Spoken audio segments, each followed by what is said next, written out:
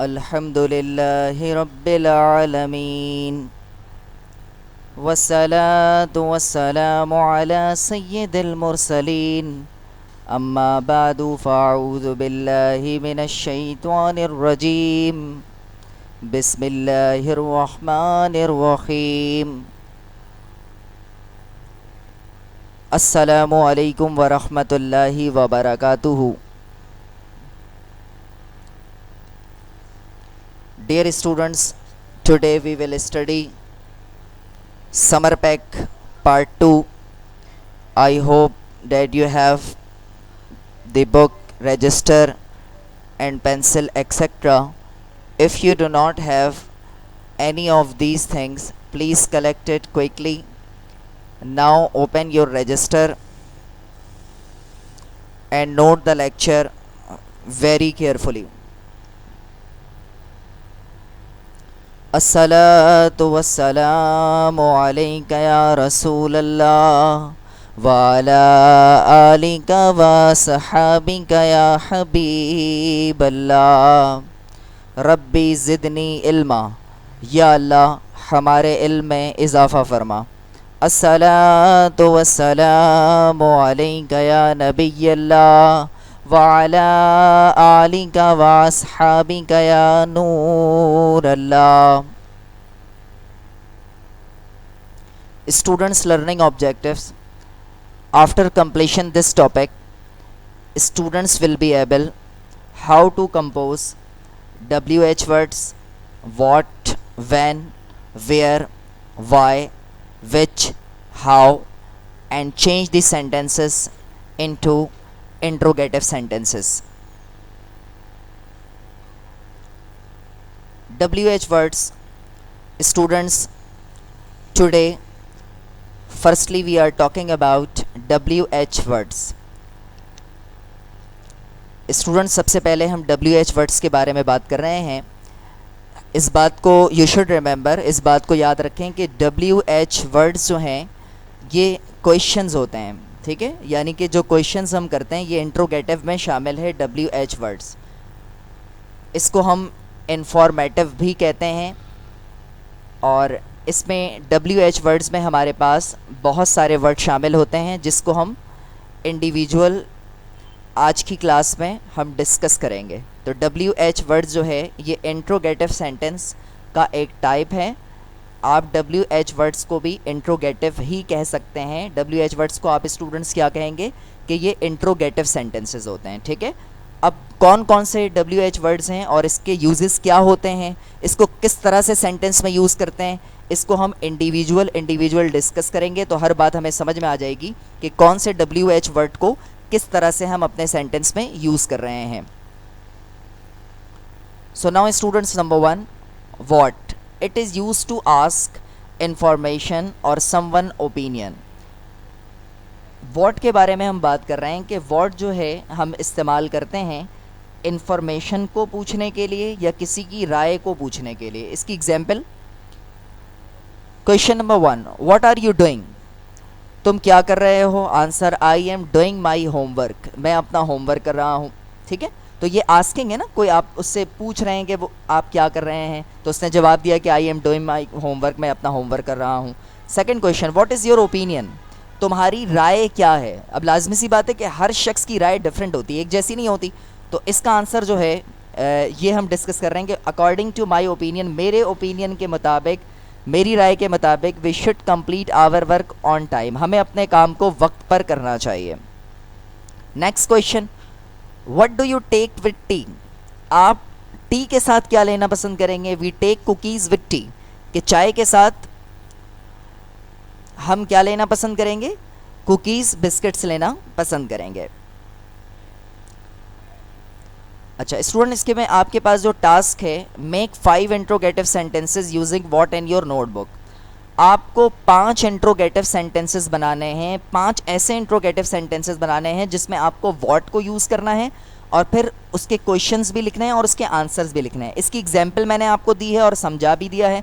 अब नीचे दो चीज़ें जो हैं टास्क में मैंने लिख दी हैं, बाकी चीज़ें आप खुद वर्किंग करेंगे इस पर, ठीक है। क्योंकि मैंने आपको ये बात बता दी है कि ये WH वर्ड जो हैं वो व्हाट को इस्तेमाल करते हुए आप WH के क्वेश्चंस बनाएंगे। नंबर 1, व्हाट डिड यू से, आपने क्या बात कही, क्या बात आपने कहा है, ठीक है ना।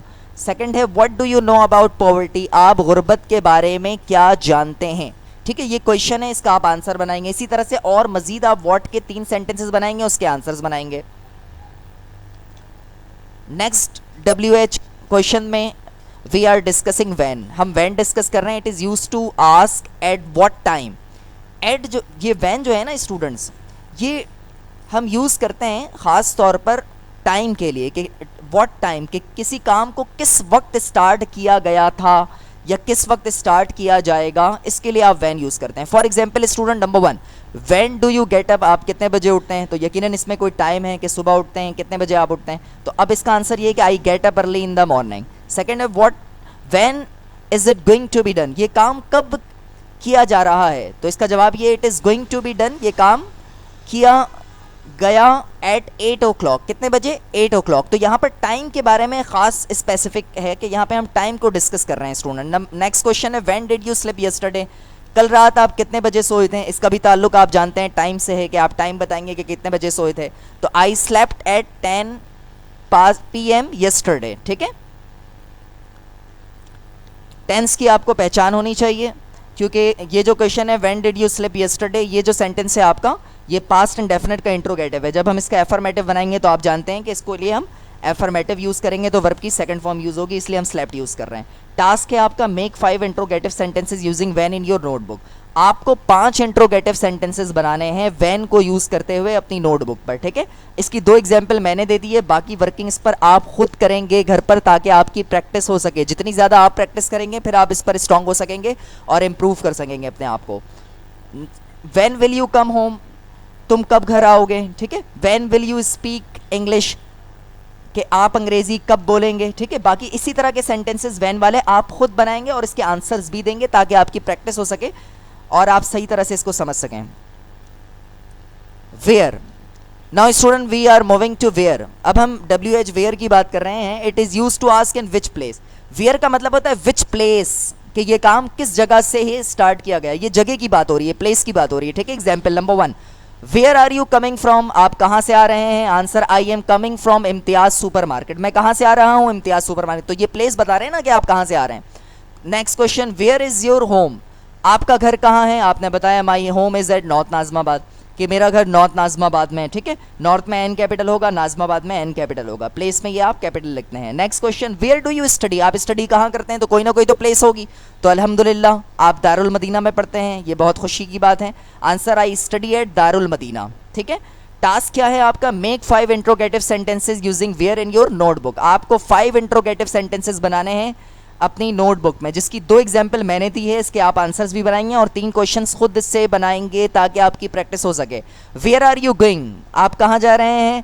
Where will we meet you, हम कहाँ मिलेंगे, हम कहाँ मिलेंगे आपसे, ठीक है। तो इसका आंसर भी देना है, आपने कोशिश करनी है, जितनी ज़्यादा आप प्रैक्टिस करेंगे आप कामयाब हो सकेंगे।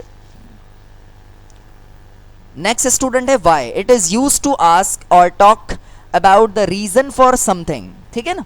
तो वाई का मतलब ही ये होता है रीजन। रीजन आप पूछते हैं कि वजह क्या थी, ठीक है। Question number 1, why do you talk a lot, किसी से पूछा जाता है कि भाई आप इतनी ज़्यादा बातूनी क्यों है, गुफ्तगू क्यों करते हैं, तो सामने वाला ये कह सकता है आई एम टॉकेटिव, क्योंकि मैं बातूनी हूँ, मैं गुफ्तगू करना पसंद करता हूँ। That's why I talk a lot, यही वजह है कि मैं ज़्यादा बात करता हूँ, ठीक है। कुछ लोग खामोश तबीयत के मालिक होते हैं, कुछ लोग ज़्यादा बात करते हैं, सब मुख्तलिफ मिजाज के मालिक होते हैं। नेक्स्ट क्वेश्चन है why are you thinking too much on this matter, आप इस मैटर पर, इस मामले में ज़्यादा क्यों सोच रहे हैं। I am thinking too much because it is my family matter, मैं इसलिए इस मामले में ज़्यादा सोच रहा हूँ क्योंकि ये मेरी फैमिली का मसला है, तो मैं नहीं सोचूंगा तो कौन सोचेगा।